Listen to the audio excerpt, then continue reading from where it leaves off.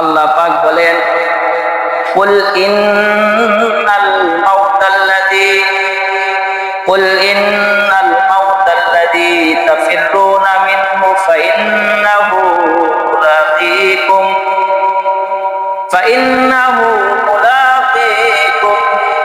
সুম্মা তুরাদ্দুনা ইলা আলিমিল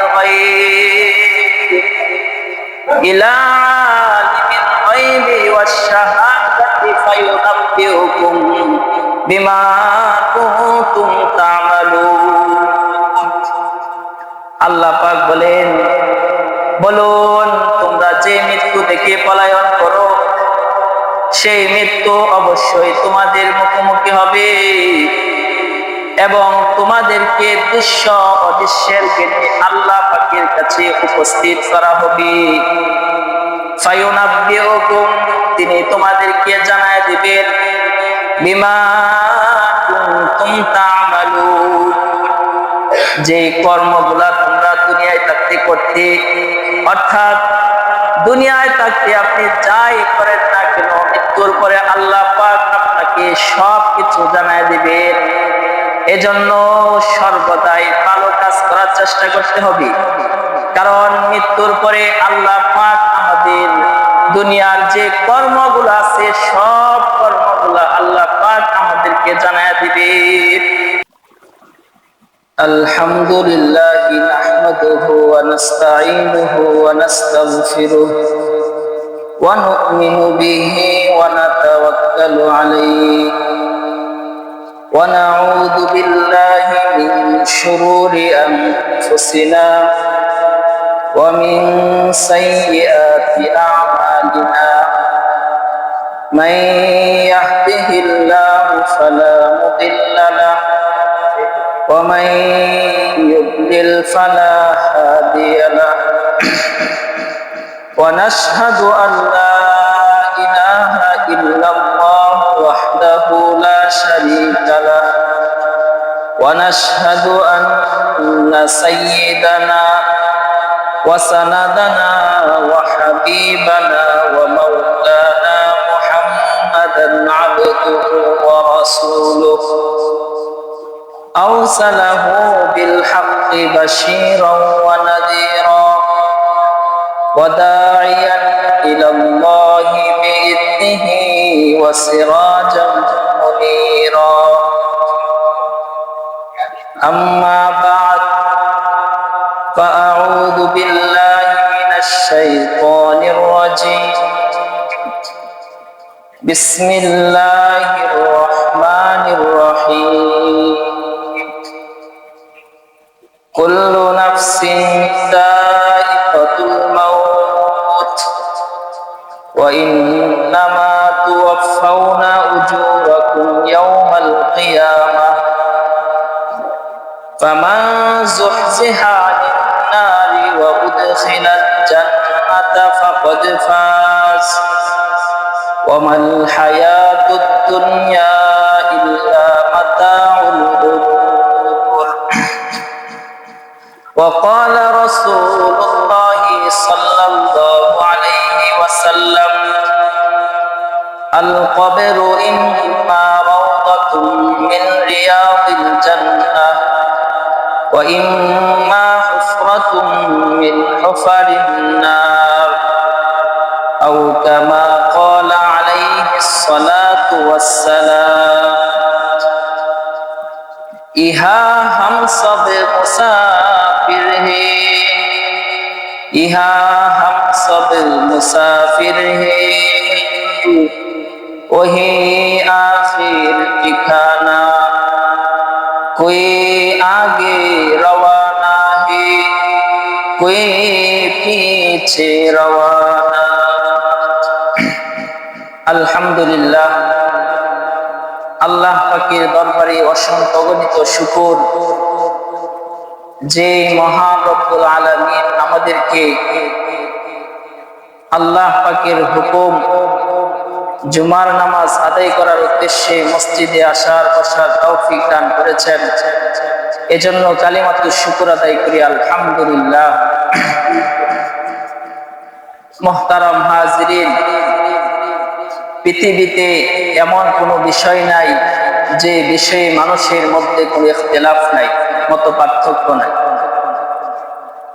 সকল বিষয়ে মানুষের মধ্যে কোনো না কোনো ইখতিলাফ, মত পার্থক্য অবশ্যই রয়েছে। তবে একটি বিষয় এমন আছে যে বিষয়ে দুনিয়ার সব মানুষ ঐক্যমত পোষণ করে, তা হলো মানুষের মৃত্যু। চাই সে মুসলমান হোক, অমুসলমান হোক, ইহুদি হোক, খ্রিস্টান হোক, কালো হোক, ফর্সা হোক, বাটি হোক, লম্বা হোক, যে ধর্ম আর যে বর্ণেরই হোক না কেন, সকলেই বিশ্বাস করে জীবনে মৃত্যু একবার আসবেই। মৃত্যুর হাত থেকে বাঁচবার যেমন কোনো উপায় নেই, তেমনি পালাবারও কোনো জায়গা নেই। এই বিশ্বাসের একমাত্র কারণ হলো মানুষের বাস্তব অভিজ্ঞতা। মানুষ প্রতিনিয়ত এর সম্মুখীন হচ্ছে। প্রতিদিন মানুষের সামনে একজন না একজন মারা যাচ্ছে। চাচার সামনে ভাতিজা মারা যাচ্ছে, বাবার সামনে সন্তান, সন্তানের সামনে বাবা। এগুলা দেখার পরে তাদের বিশ্বাসটা অন্তরের মধ্যে একবারে মজবুত ভাবে এই বিশ্বাসটা তাদের অন্তরের মধ্যে হয়েছে। আমরা মুসলমান, আমাদের বিশ্বাস আরো বেশি মজবুত, আরো বেশি দৃঢ়, কারণ আমরা বাস্তব অবস্থা দেখে যেমন বিশ্বাস করি, তেমনি আল্লাহ, আল্লাহ রাসূলের বাণী, কোরআন হাদিসের ভাষ্য আমাদের সেই বিশ্বাসের ভিতকে আরো মজবুত ও দৃঢ় করে দিয়েছে। আল্লাহ পাকের আয়াত, নবীজির হাদিস আমাদের এই বিশ্বাসকে আরো বাড়ায়া দিচ্ছে। আল্লাহ পাক কোরআনে কারীমের মধ্যে বলেন, কুল্লু নাফসিন যায়িকাতুল মাউত। আল্লাহ পাক কোরআনে কারীমের মধ্যে বলেন, কুল্লু নাফসিন যায়িকাতুল মাউত। প্রত্যেক প্রাণী মৃত্যুর স্বাদ গ্রহণ করবে। ওয়া ইন্নামা তুওয়াফাউনা উজুরাকুম ইয়াওমাল কিয়ামাহ। আর কিয়ামতের দিন তোমাদের আমলের বদলা তোমাদেরকে পরিপূর্ণ দেওয়া হবে। ফামান যুহজিহা আনিন নার। আর যাকে জাহান্নাম থেকে দূরে রাখা হবে, ওয়া উদখিলাল জান্নাতা ফাকাদ ফাজ। আর জান্নাতে প্রবেশ করানো হবে, সে সফল কাম। ওয়ামাল হায়াতুদ দুনিয়া ইল্লা মাতাউল গুরুর। আর দুনিয়ার জীবন ধোঁকা ছাড়া কিছুই না। মুহতারাম হাজিরিন, উক্ত আয়াতে বলা হয়েছে কুল্লু নাফসিন, এর অর্থ হলো প্রত্যেক প্রাণী, অর্থাৎ যার প্রাণ আছে তারই মৃত্যু আছে। চাই সে মানব হোক, দানব হোক, নেককার হোক, বদকার হোক, ওলি হোক, গাউস হোক, কুতুব হোক, আবদাল হোক, নবী হোক, রাসূল হোক, যেই হোক না কেন, সকলেই মৃত্যুবরণ করবে। সমস্ত ফেরেশতাদের মৃত্যু হবে, মিকাইলের মৃত্যু হবে, ইসরাফিলের মৃত্যু হবে, হযরত জিবরাইলের মৃত্যু হবে, এক সময় আজরাইলেরও মৃত্যু হবে। এমনকি এক সময় মৃত্যুরও মৃত্যু হবে। একমাত্র বাকি থাকবে আল্লাহ। দুনিয়ার সব কিছু ধ্বংস হয়ে যাবে, একমাত্র বাকি থাকবে কে? একমাত্র বাকি থাকবে আল্লাহ। আল্লাহ পাক বলেন, কুল্লু মান আলাইহা এই ভূপৃষ্ঠের মধ্যে যা কিছু আছে সবই নশ্বর, সবই ধ্বংসশীল। ওয়ায়াবকা ওয়াজহু রাব্বিকা যুল জালালি ওয়াল ইকরাম। একমাত্র বাকি থাকবে তোমার প্রতিপালকের সত্তা, যিনি মহিমাময় মহানুভব। একমাত্র বাকি থাকবে আল্লাহ। আল্লাহ ছাড়া যা কিছু আছে সবই ধ্বংস হয়ে যাবে। মুহতারাম হাজরিন, বিশ্বকে যারা শাসন করেছে, সুলতান মাহমুদ গজনবী, চেঙ্গিস খান, আরো যারা শাসন করেছে সবাই মৃত্যুবরণ করেছে। কেউ এই দুনিয়াতে নেই, এই মৃত্যুর হাত থেকে বাঁচবার যেমন কোনো উপায় নেই, তেমনি পালাবারও কোনো জায়গা নেই। আল্লাহ পাক বলেন, আইনামা তাকুনু ইউদরিকুমুল মাউত। আল্লাহ পাক বলেন, আইনামা তাকুনু ইউদরিকুমুল মাউত। তোমরা যে মৃত্যু থেকে পলায়ন করো, সেই মৃত্যু অবশ্যই তোমাদের মুখোমুখি হবে। ওয়ালাউ কুনতুম ফি বুরুজিন মুশাইয়াদা, যদিও তোমরা সুদৃঢ় দুর্গের ভিতরে অবস্থান করো, তারপরও ওই মৃত্যু তোমাদের মুখোমুখি হবে। প্রাচীরের ভিতরেও যদি আপনি অবস্থান করেন, সীসা ডালা প্রাচীরের ভিতরেও, তারপরও মৃত্যু আপনাকে পাকড়াবে। একজন তো মৃত্যু থেকে বাঁচার জন্য কাঁচের গ্লাস বানিয়ে এর ভিতরে প্রবেশ করেছিল, তারপরও সেখানে তাকে মৃত্যুবরণ করতে হয়েছে। মৃত্যু থেকে বাঁচার কোনো উপায় নেই। তো মুহতারাম হাজরিন, বোঝা গেল মৃত্যু থেকে পলায়ন করার কোনো উপায় নেই। অর্থাৎ মানুষ কোনো জ্ঞানের দ্বারা, কোনো গুণের দ্বারা, অর্থ সম্পদের দ্বারা, ক্ষমতার দাপট দ্বারা মৃত্যুর হাত থেকে বাঁচতে বাঁচতে যদি টাকা পয়সা, ধন দৌলত, অর্থ সম্পদ দ্বারা মৃত্যু ঠেকানো যেত, তাহলে কারণ মাত্র না।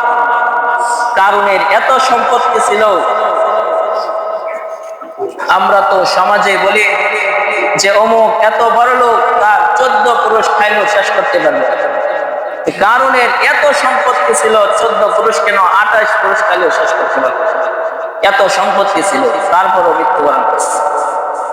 যদি ক্ষমতার দাপট দ্বারা মৃত্যু ঠেকানো যেত, তাহলে নমরুদ মরত না। অনেক ক্ষমতাবান ছিল, কিন্তু আজ পৃথিবীতে নাই। হযরত সুলাইমান আলাইহিস সালাম, হযরত সুলাইমান আলাইহিস সালাম, তিনি গোটা পৃথিবীর উপরে রাজত্ব করছেন, তিনিও মরতেন না। হযরত সুলাইমানকে আল্লাহ পাক এক আজীব রাজত্ব দিয়েছিলেন। হযরত সুলাইমান মানব জাতির উপর রাজত্ব করছেন, এমনকি জিন জাতির উপর রাজত্ব করছেন। হযরত সুলাইমান আল্লাহ পাকের কাছ থেকে রাজত্বটা চেয়ে নিছেন। হযরত সুলাইমান বলে, আল্লাহ রাজত্ব যেহেতু দিবা, তাহলে এমন একটা রাজত্ব দাও, রব্বি হাবিলি মুলকান লা ইয়াবগি লিআহাদিন মিন বা'দি। সুলাইমান আল্লাহকে বলেন, আল্লাহ রাজত্ব যেহেতু দিবা, এমন একটা রাজত্ব দাও যে আমার পরে আর এরকম রাজত্ব কাউকে দিবা না। আল্লাহ পাক সুলাইমানকে এক আজীব রাজত্ব দিয়েছেন। বাতাসও সুলাইমানের কথা শুনতে। সেই সুলাইমান দুনিয়াতে নাই। হযরত সুলাইমান দুনিয়া থেকে বিদায় নিয়ে গেছেন। হযরত সুলাইমানকে আল্লাহ পাক একটা তখ্ত দিয়েছিলেন, তখতে সুলাইমানি। এই তখ্ত দিয়া সুলাইমান বিমানের মতো পৃথিবী ঘুরতে পারতেন। তেল মোবিল ছাড়া একটা তখ্ত দিছিলেন, পাকা ছাড়া একটা তখ্ত। সুলাইমান যদি বলতো আমি অমুক জায়গায় যাইব, এই সিংহাসনটা সুলাইমানকে ওই জায়গায় নিয়ে যেতে। এত ক্ষমতা থাকা সত্ত্বেও সুলাইমান দুনিয়ার মধ্যে থাকতে পারে নাই। আর আপনি আমি তো কোনো ক্ষমতার অধিকারী না, এলাকার সাধারণ কোনো নেতাও না, বাংলাদেশের প্রধানমন্ত্রীও না, কোনো মন্ত্রীও না। তাহলে আমাদের কি অবস্থা হবে? সারা পৃথিবীর রাজত্ব করা সত্ত্বেও যদি তারা দুনিয়া থেকে বিদায় নিতে পারে, তাহলে আপনি আমি তো আগে চলে যাওয়ার কথা, ঠিক না বেটি? ওনারা যদি এত রাজত্ব থাকা সত্ত্বে দুনিয়া থেকে বিদায় নিয়ে চলে যায়, তাহলে আমাদের তো আর আগে চলে যাওয়া উচিত। মুহতারাম হাজরিন, এই সুলাইমান আলাইহিস সালামের এত ক্ষমতা ছিল, উনি জিনদেরকে যা বলতো জিনরা তা করত। আর মৃত্যুটা কখন আসবে এটাও কারো জানা নাই। মৃত্যু তো হবে, কিন্তু কখন তার মৃত্যু আসে এটা কারো জানা নেই। যুবকেরও মৃত্যু আসতে পারে, এরকমও হয় বৃদ্ধ হইতে হইতে মাথা নয়া গেছে, এরপরও দুনিয়া এখনো বেঁচে আছে। আর এরকমও পাওয়া যায় 17 বছর হয় নাই, 10 বছর হয় নাই, এরাও দুনিয়া থেকে চলে গেছে। তো মুহতারাম হাজরিন, কার মৃত্যু কখন আসে বলা যায় না। হযরত সুলাইমান আলাইহিস সালামের দরবারে এক লোক উপস্থিত, ওনার কাছের একজন লোক সুলাইমানকে জিজ্ঞেস করে, সুলাইমান, যে আপনার সাথে একটা লোক দাঁড়ায় রয়েছে, এই লোকটা কে? সুলাইমান বলে, উনি আজরাইল। সুলাইমানের সাথে যে লোকটা, উনি বলতেছে যে লোকটাকে তো আমি ভয় পাইতেছি, আপনি আমাকে হিন্দুস্তানের অমুক দ্বীপে নিয়ে যান। সুলাইমান আলাইহিস সালাম চিন্তা করলেন, জীবনে কোনো কিছুই চাই নাই, আজকে যেহেতু চাইছে, ঠিক আছে, একদিনকে বললেন দাও, তাকে হিন্দুস্তানের দ্বীপের মধ্যে দিয়ে আসো। আজরাইল কিছুক্ষণ বলে, সুলাইমান, এই যে একটা লোক এখানে ছিল, লোকটা কোথায়? তো কেন, এই লোকটাতে তুমি কি করবে? আরে আমি তো এই লোকটাকে তাকায় তাকায় দেখতেছি, এই লোকটার ফাইলে তো আমার হাতে, আমি এই লোকটাকে দেখতেছি আর আশ্চর্য হইতেছি। কিছুক্ষণ পর তার মৃত্যু অমুক দ্বীপের মধ্যে, কিন্তু এখন তো সে তোমার কাছে বসে আছে। আমি চিন্তা করতেছি, ভাই, জীবনে কত মানুষ মারলাম, কাউকে তো কান্দে করে এই মরার জায়গা নিয়ে মারতে হয় নাই, আজকে মনে হয় এই লোকটাকে কান্দে করে ওই জায়গায় নিতে হবে। চিন্তা করতেছি। সুলাইমান বলেন, এই আজরাইল, যার মৃত্যু যেখানে আছে ওই জায়গায় সে পৌঁছবে। সে তো কিছুক্ষণ আগে আমাকে বলতেছে, সুলাইমান, আমাকে তুমি হিন্দুস্তানের দ্বীপের মধ্যে নিয়ে যাও, তোমার সাথে এই লোকটাকে দেখে আমি ভয় পাইতেছি, আমি তো তাকে ওই দ্বীপের মধ্যে পাঠাইতেছি, যাও তুমি সেখানে গেলে তাকে পাবে। আজরাইল ওই জায়গায় গেল।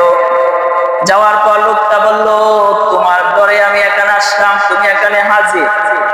মুহতারাম হাজিরিন, বুঝার বিষয়, যার মৃত্যু যেখানে আছে ওই জায়গায় তার মৃত্যু হবে। মৃত্যুকে ঠেকানোর মতো ক্ষমতা কারো নাই, শুধু আল্লাহ পাক ছাড়া পৃথিবীর মধ্যে যা আছে সবেই মৃত্যুবরণ করবে। ইমাম মালিক রাহমাতুল্লাহি আলাইহি, ইমাম মালিক রাহমাতুল্লাহি আলাইহির ঘটনা। হযরত ইমাম মালিক রাহমাতুল্লাহি আলাইহি, ইমাম মালিক রাহমাতুল্লাহি আলাইহি মক্কা থেকে মদিনায় হিজরত করছেন। ইমাম মালিক মক্কায় 40 বছর অবস্থান করার পর যখন মদিনায় হিজরত করে যান, মদিনায় যাওয়ার পর ইমাম মালিক চিন্তা করতেছেন, আর মদিনা থেকে বের হব না। নিয়ত করলাম, মদিনায় যেন আমার শেষ নিঃশ্বাসটা ত্যাগ হয়, আল্লাহর রাসূলের সাথে যেন মদিনায় আমি ইন্তেকাল করতে পারি, আল্লাহর রাসূলের সাথে যেন হাসরের ময়দানে মদিনার মাটি থেকে কিয়ামতের ময়দানে দাঁড়াইতে পারি। সুবহানাল্লাহ। ইমাম মালিক নিয়ত করছে, মদিনা থেকে আর বের হব না, অর্থাৎ জীবনের শেষ নিঃশ্বাসটা যেন আমার এই মদিনায় হয়। তো একদিন হজের মৌসুম চলে আসলো, অন্য লোকেরা ইহরাম বেঁধে বাইতুল্লাহর জিয়ারতে চলে যাইতেছে। ইমাম মালিক রাহমাতুল্লাহি আলাইহি চিন্তা করতেছেন, হাই, হাজিরা তো মক্কায় চলে যাইতেছে, উনি হজের লোকটা সামলাইতে পারতেছেন না, ওনারও যাওয়ার মন চাইতেছে। ইমাম মালিক রাহমাতুল্লাহি আলাইহি একবার চিন্তা করেন, যদি মক্কায় চলে যায়, মৃত্যুটা যদি মক্কায় হয়ে যায়, তাহলে তো আর মদিনায় দাফন হবে না। ভয় পাইতেছে যদি মক্কায় যায় তাহলে তো মদিনায় ফিরে আসার আগে এমন হতে পারে ইন্তেকাল হয়ে যাইতে পারি। এখন কি করা উচিত? ইমাম মালিক রাহমাতুল্লাহ আলাইহি ইস্তেখারা করলেন। ইমাম মালিক রাহমাতুল্লাহ আলাইহি রাতের বেলা 2 রাকাত নামাজ পড়ে ইস্তেখারা করছেন। ইমাম মালিক রাতের বেলা নামাজ পড়ে ঘুমাইছেন, স্বপ্নে দেখেন সরকারে দু আলম মুহাম্মাদুর রাসূলুল্লাহ সাল্লাল্লাহু আলাইহি ওয়াসাল্লাম উপস্থিত। সুবহানাল্লাহ। ইমাম মালিক ঘুমানোর মধ্যে স্বপ্নে দেখেন আল্লাহর নবী ইমাম মালিকের সামনে উপস্থিত। আল্লাহর রাসূল সাল্লাল্লাহু আলাইহি ওয়াসাল্লাম ইমাম মালিককে 5টা আঙ্গুল দেখাইছেন। আল্লাহর রাসূল কোনো কথা বলেন না। আল্লাহ রাসূল ইমাম মালিককে 5টা আঙ্গুল দেখা চলে গেছে। ইমাম মালিকের ঘুম ভেঙে গেছে। ইমাম মালিক রাহমাতুল্লাহ আলাইহি ঘুম ভাঙার পরে চিন্তা করতেছেন যে আল্লাহ রাসূল 5 আঙ্গুল দ্বারা আমাকে কি বুঝাইছে? 5 আঙ্গুল দ্বারা যদি 5 ঘন্টা বুঝান তাহলে তো আমি মক্কায় যেতে পারবো না। 5 আঙ্গুল দ্বারা যদি 5 দিন বুঝাই তাহলে তো মক্কায় যেতে পারবো না। আর যদি আল্লাহ রাসূল 5 আঙ্গুল দ্বারা 5 মাস বুঝায় তাহলে তো মক্কায় যাওয়া যাবে। আর যদি 5 আঙ্গুল দ্বারা 5 বছর বুঝায় তাহলে তো মক্কায় যেতে পারবো। এখন ইমাম মালিক পেরেশান যে আল্লাহর রাসূল 5 আঙ্গুল দ্বারা কি বুঝাইছেন। ইমাম মালিক রাহমাতুল্লাহ আলাইহি খাদেমকে ডাক দিয়ে নিয়ে আসলেন। ইমাম মালিক খাদেমকে বলেন, খাদেম তুমি স্বপ্ন সম্রাট ইবনে সিরিনের কাছে যাও। তুমি ইবনে সিরিনের কাছে গিয়ে বলবে একজন আল্লাহর রাসূলকে স্বপ্নে দেখছে, আল্লাহর রাসূল তাকে 5 আঙ্গুল দেখাইছেন, এটার ব্যাখ্যা কি? ইমাম মালিক বলেন তুমি আমার নাম প্রকাশ করবে না, তুমি ইবনে সিরিনের কাছে গিয়ে যা বলবে। খাদেম যখন ইবনে সিরিনের কাছে গিয়ে বলল একজন স্বপ্নে যদি আল্লাহর রাসূল সাল্লাল্লাহু আলাইহি ওয়াসাল্লামকে স্বপ্নে দেখছেন, নবীজি তাকে 5 আঙ্গুল দেখাইছে। ইবনে সিরিন রাহমাতুল্লাহ আলাইহি বলেন তার নাম কি? খাদেম বলে নাম বলা যাবে না, নাম বলা নিষেধ। ইবনে সিরিন বলেন তাহলে আমিও স্বপ্নের ব্যাখ্যা বলতে পারবো না। আর ইবনে সিরিন বলেন এই স্বপ্ন যুগের শ্রেষ্ঠ ইমাম মদিনার ইমাম মালিক রাহমাতুল্লাহ আলাইহি ছাড়া আর কেউ দেখতে পারে না। সুবহানাল্লাহ। ইবনে সিরিন বলেন এই স্বপ্ন ইমাম মালিক ছাড়া কেউ দেখতে পারে না। খাদেমকে বলে তুমি যাও, আমি স্বপ্নের ব্যাখ্যা দিব না যদি নাম না বলো। খাদেম ইমাম মালিকের কাছে এসে বলেন ইমাম মালিক নাম ছাড়া স্বপ্নের ব্যাখ্যা সে দিতে চাই না, এবং সে কথাও বলছে এই স্বপ্ন নাকি আপনি ছাড়া আর কেউ দেখতে পারেন না। ইমাম মালিক বলে যেহেতু জেনে ফেলেছে তাহলে আর গোপন করে লাভ কি? যাও যে বলো ইমাম মালিক এই স্বপ্ন দেখছে, এর ব্যাখ্যা কি? ইমাম মালিক পেরেশান, আপনি এর ব্যাখ্যা দেন। তখন ইবনে সিরিন রাহমাতুল্লাহ আলাইহি বলেছেন যে সরকারে দু আলম মুহাম্মাদুর রাসূলুল্লাহ সাল্লাল্লাহু আলাইহি ওয়াসাল্লাম কবর জগৎ থেকে যুগের শ্রেষ্ঠ ইমাম ইমাম মালিক রাহমাতুল্লাহ আলাইহিকে 5 আঙ্গুল দ্বারা ইনি এটাই বুঝাইছেন যে মালিক 5টা জিনিস এমন আছে যে 5টা জিনিস আল্লাহ পাক ছাড়া আর কেউ জানে না। তুমি অনেক ইলম অর্জন করছো কিন্তু তুমি এই 5টা জিনিস জানবা না। তুমি কেন আমি নবীও এই 5টা জিনিস জানি না। সুতরাং তুমি এই 5টা জিনিস জানার জন্য পেরেশান হইও না, জানার চেষ্টা করো না। তখন ইবনে সিরিন বলেন এই পাঁচটা জিনিস হলো যে পাঁচটা জিনিস শুধু আল্লাহ পাক জানেন, এছাড়া কেউ জানে না। সূরা লুকমানের শেষ আয়াতে আল্লাহ পাক এই বিষয়গুলোর কথা উল্লেখ করছেন। আল্লাহ বলেন, ইন্নাল্লাহা ইনদাহু ইলমুস সাআহ ওয়া ইউনাজ্জিলুল গায়ব ওয়া ইয়ালামু মা ফিল আরহাম ওয়া মা তাদরি নাফসুম মাযা তাকসিবু গাদা ওয়া মা তাদরি নাফসুম বিআইয়ি আরদিন তামুত। অর্থাৎ পাঁচটা জিনিস এমন আছে যে পাঁচটা জিনিস শুধু আল্লাহ পাক জানেন। এই পাঁচ জিনিস আল্লাহ পাক ছাড়া আর কেউ জানে না। এই পাঁচটা বিষয়ের মধ্যে একটা বিষয় আছে, কার মৃত্যু কোন জায়গায় হবে, কখন হবে, এটা শুধু আল্লাহ পাকই জানে। মুহতারাম হাজিরিন, যেটা বলছিলাম, মৃত্যু কখন আসবে এটা একমাত্র আল্লাহ পাক জানে। পাঁচটি বিষয়। এক নম্বর, কিয়ামত কখন সংঘটিত হবে, এটা শুধু আল্লাহ পাকই জানে, এছাড়া আর কেউ জানে না। দুই নাম্বার, বৃষ্টি কখন আসবে, এটা শুধু আল্লাহ পাকই জানে। আবহাওয়ার অফিস জানায় যে বৃষ্টি আসতেছে আসতেছে, হঠাৎ বলে আসে নাই, বাতাসের কারণে অন্যদিকে চলে গেছে। সম্ভাবনা দিতে পারে কিন্তু বৃষ্টি আসবে এটা বলতে পারে না। এরকম হয়ে যায়, বিষ্ণুপুর বৃষ্টি হচ্ছে, কিশোরগঞ্জ বৃষ্টি নাই। রৌদ্র হঠাৎ বৃষ্টি নেমে গেছে। তিন নাম্বার, মার গর্ভের মধ্যে কি আছে, ছেলে না মেয়ে, এটা শুধু আল্লাহ পাকই জানে। এখন তো আলতার মাধ্যমে জানা হয়, এটা তো আল্লাহ পাক একটা পরিপূর্ণতা দেওয়ার পরে জানতে পারি। আর যদি প্রথমে আল্লাহ পাক জানায় দিতেন, যখন একটা নাপাক বস্তু পেটের মধ্যে গেছে তখনই যদি জানায় দিতেন, তাহলে কারো 7 জন মেয়ে থাকতো না, প্রথমে নষ্ট করে ফেলত।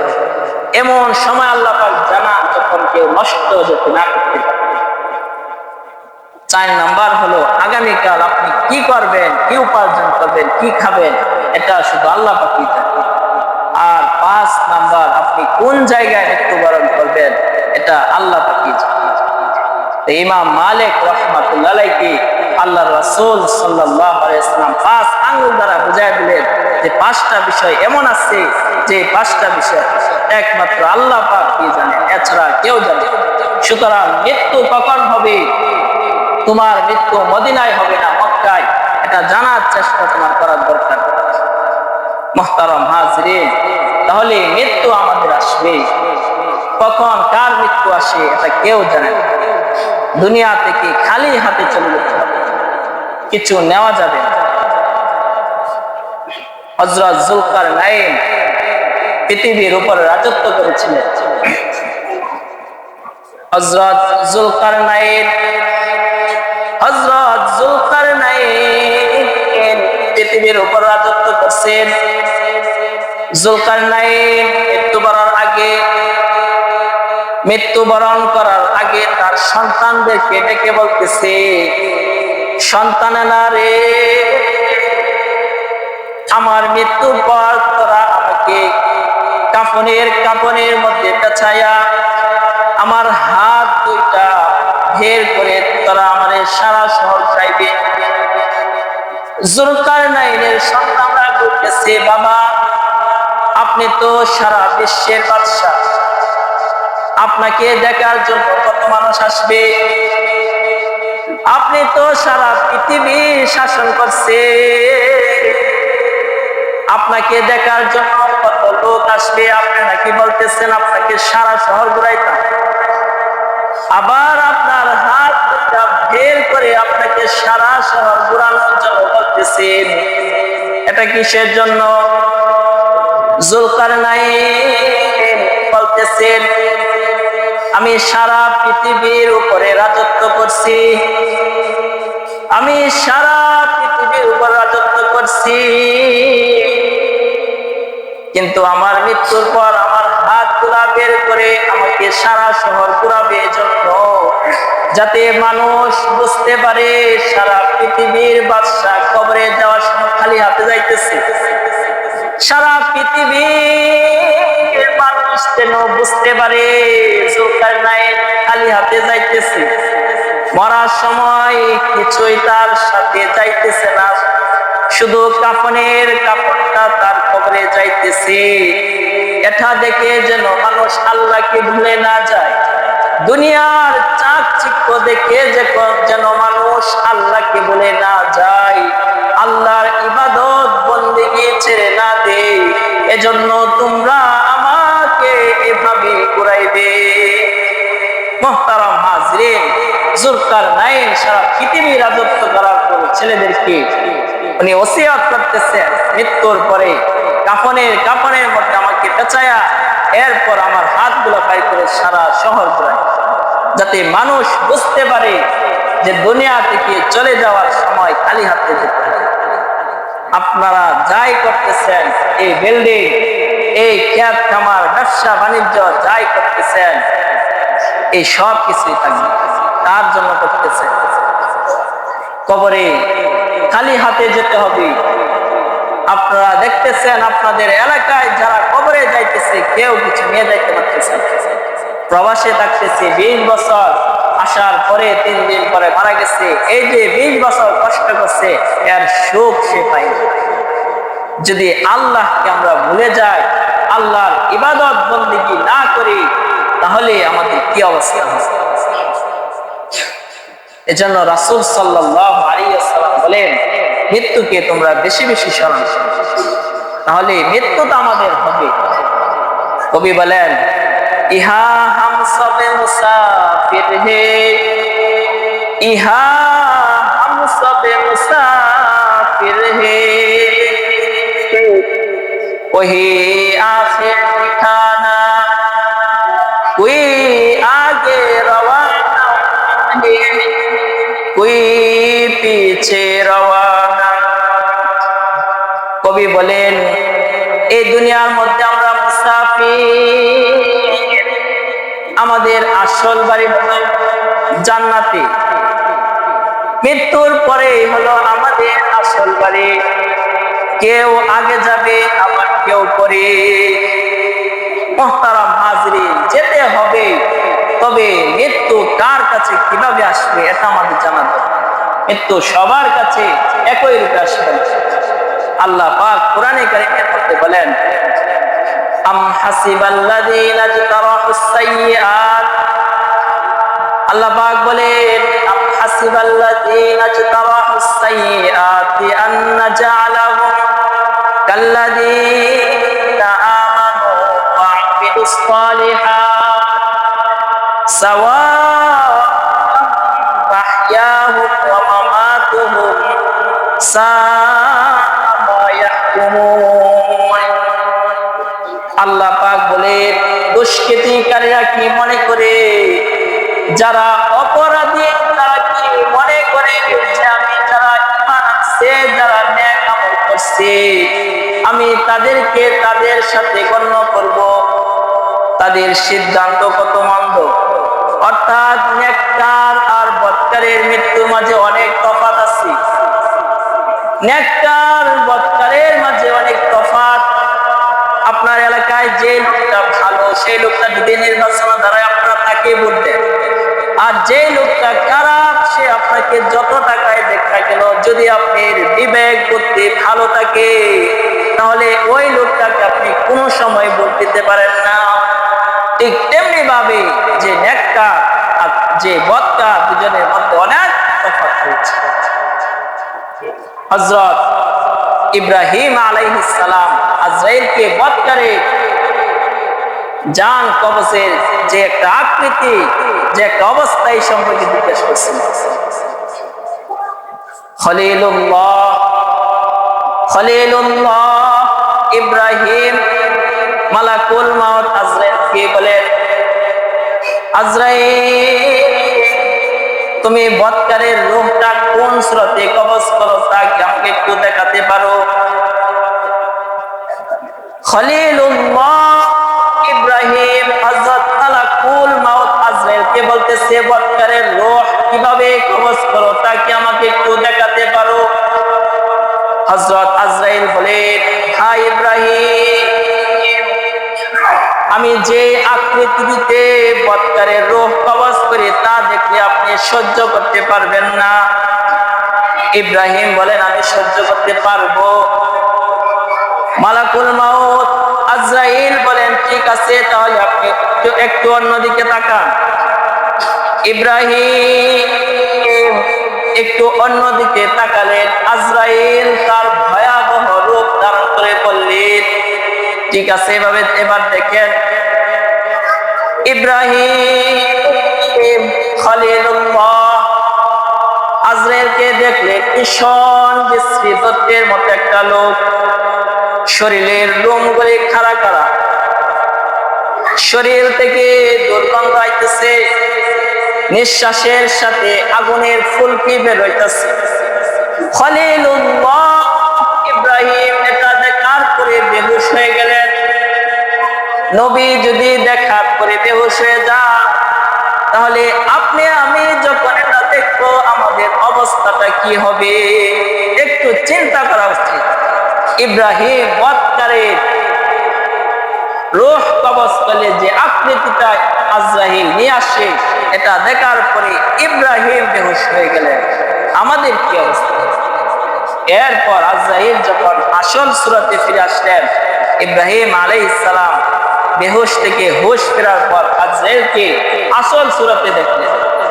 এরপর ইব্রাহিম বলতেছেন যে বৎকারের যদি কোনো আযাব নাই থাকে, কোনো বিপদ আপদ নাই থাকে, তাহলে এই যে আকৃতিটা আমি দেখলাম এটাই তার মুসিবতের জন্য।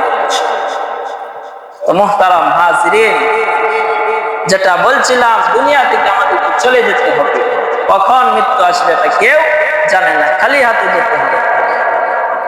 এরপর ইনশাআল্লাহ আগামী জুমায় কবরে কি হবে, নেককারদের মৃত্যু কি হবে, জান্নাত জাহান্নাম এই বিষয়ে কিছু আলোচনা করব ইনশাআল্লাহ। আল্লাহ আমাদেরকে ইজ্জতের সাথে দুনিয়া থেকে বিদায় নেওয়ার তৌফিক দান করুন। আল্লাহকে ভয় করা, মৃত্যুর প্রস্তুতি নেওয়ার তৌফিক দান করুন।